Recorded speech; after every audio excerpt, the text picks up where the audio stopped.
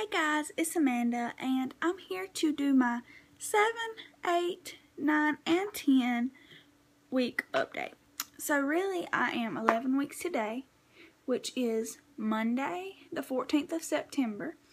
I was changing weeks on Thursdays, but my doctor did change my days that I change weeks Friday. So yeah, basically the reason I haven't been making many videos is because I have been feeling very bad. Aside from the regular pregnancy symptoms, I have been experiencing some very bad headaches. And, well, I'll tell you my symptoms first and then we'll get into my doctor's appointments. So, I've been having some leg cramps off and on, not so much this week, but I'd wake up in the middle of the night and I'll have like some Charlie horses in my legs. And if I try to stretch them out, it'd get worse. So, I've been having to wake up, take a shower, massage my legs. And that's about the only way I can get some relief from that. I've been having some killer acid reflux. Every time I eat anything, it doesn't matter if it's a popsicle or if it's a big sloppy Joe, which I don't really like, but you know, I'm just emphasizing it doesn't matter what it is, I'm going to get heartburn after. I have had nausea. Unfortunately, this week it is easing off a bit. I have been experiencing some very bad headaches from the time I open my eyes to the time I close my eyes, every day, all day pretty much. That is the number one thing that has been getting me is the headaches. So I have had 2 doctor's appointments since the last I talked to you. I did change doctors because I was not very happy with the things my doctor was doing. I'm still on the lovenox injections, and also I'm still on the Recurrent. I did go to an appointment. I'm not sure if I updated on this, but I went to an appointment and my progesterone was like 10.6. I think I was like 7 or 8 weeks at that point. So they upped my dosage from 1 a day to 2 a day. So I started doing 2 a day, went back a week later, and it came back at 29 point something. So that's also the time where your placenta might start picking up a little bit. So I was very happy that it went up very well. So shortly after that I changed doctors because my doctor, he pretty much was just not giving me the attention I felt like I needed. He was rushing me out and stuff. He was a new doctor that I'd never seen before.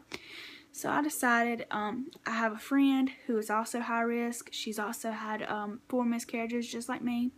And she was telling me about this doctor who was actually closer to where I am and closer to my work and everything. And so I said, okay, well, I'll try him out, see what I think. So I went to him last Thursday, the 3rd of September, I believe, for the first time. And I had to wait a very long time, so that's one thing I did not like. My appointment was at 9:30. I got there at 9, and I didn't even get seen till like 12 o'clock. There was a lot of people there, and you know, but there was also some girls that didn't really have appointments that came in, and they was farther along, and I did just tell my doctor to go ahead and see them first. So that's part of the reason. So I had to wait a while. Well, once I did get back, he was just asking me, you know, about my past and everything that been going on, and so my miscarriages and medical history, and just taking time to get to know me really. So I gave him all that. I signed a release form for him to get information from my other doctor, and he immediately said, well, we're going to give you an ultrasound. I was like, okay, well, that's cool. So we go into the ultrasound room, and he does a vaginal, and at this time I'm suspected to be like 9 weeks on the dot. Well, everything looked great. Heartbeat was great. He actually even did a little 3D picture, and I will insert that 3D picture here if you'd like to see it.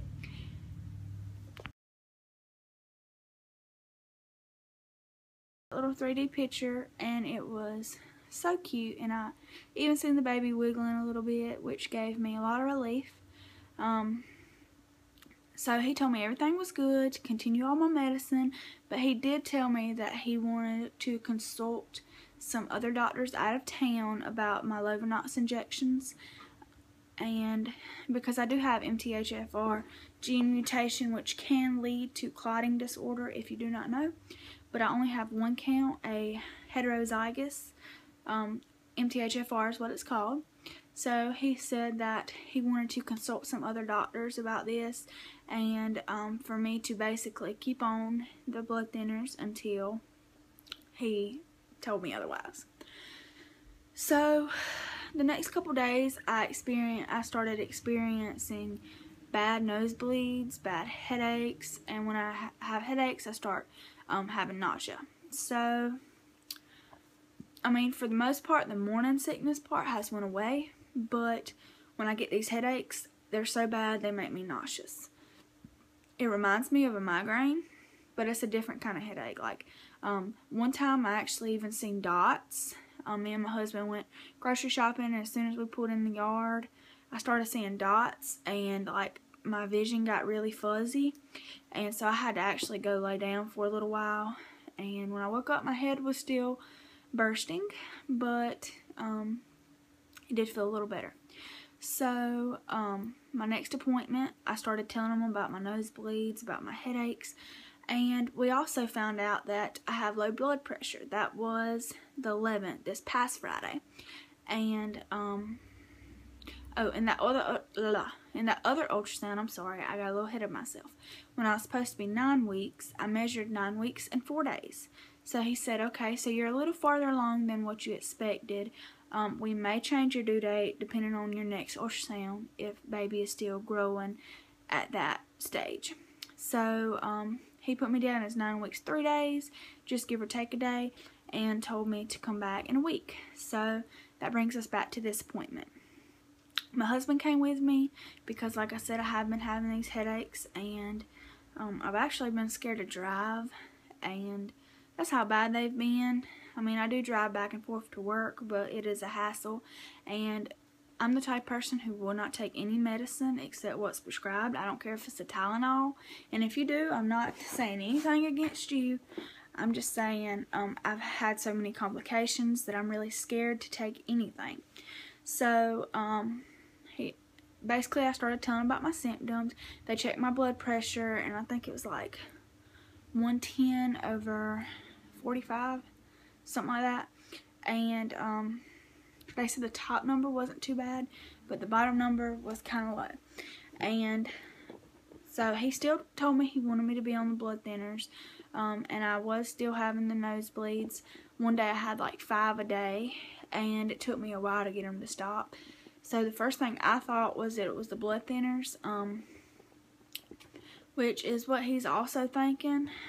So he gave me another ultrasound, and it was so sweet. Like, it was so amazing how much baby had grown in just 1 week and a day. We actually seen little baby moving around and kicking and moving its arms, and its heart was still looking good.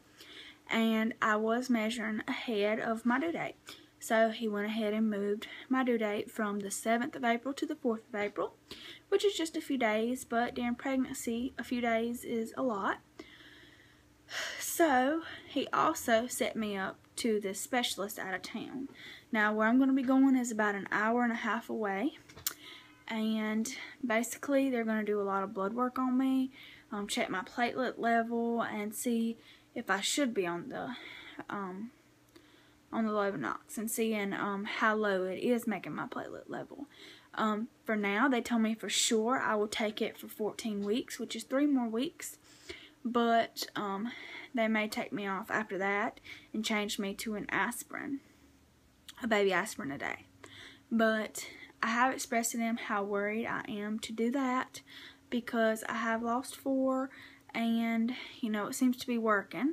So I'm going to ask them at my appointment if maybe I can just decrease my dose and maybe do every other day instead of every day, because I'm just not comfortable getting off those shots. But obviously, you know, I need to decrease them if things aren't good. So, if you'd like to see, I also got another 3D ultrasound, which he done abdominal for my 10-week appointment. I will insert that here.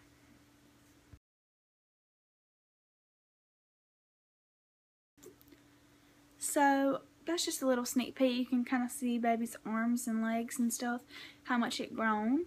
But if you like to see the actual ultrasounds, I have a couple videos. They're my last 2 videos, my 9-week ultrasound and 10-week ultrasound.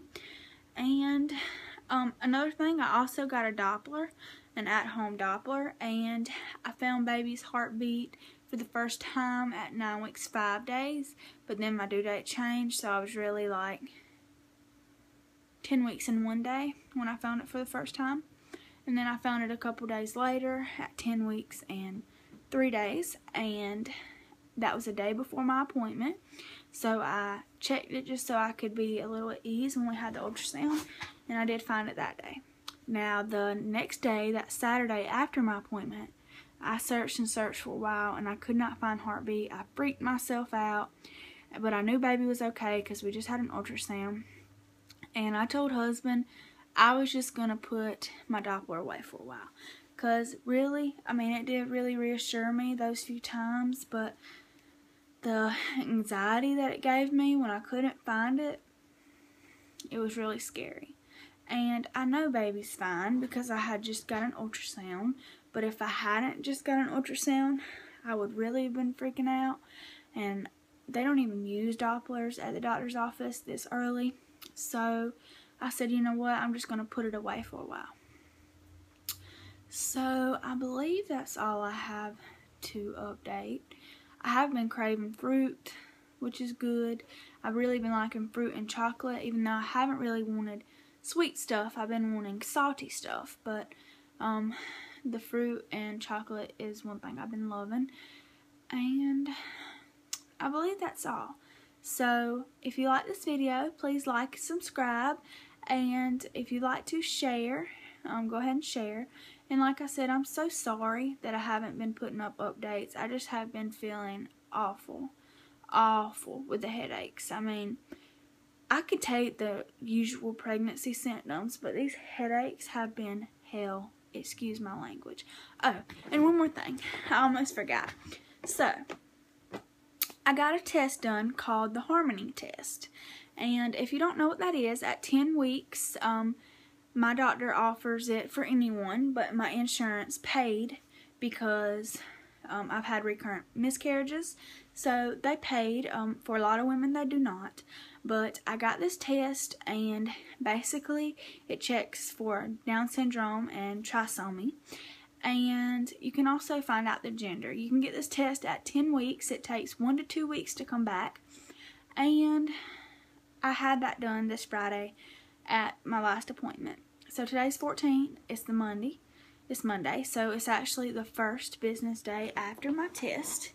It takes up to 14 business days. So we will see what my results are. And I want to find some cute way to announce the gender on my channel. But I will definitely update on the Down syndrome, which I think baby is just fine. But it's nice to know these things. And this test is like 99.8% accurate. So it's one of the most accurate ways of checking for Down syndrome. Basically, it takes a karyotype of the baby, and it basically, you know, is very accurate. So we will find out very soon, and I will definitely keep you updated on that. I'm going to try my best to keep, you know, doing updates. I'm not going to make any promises on how often they will be up because I have been feeling really bad.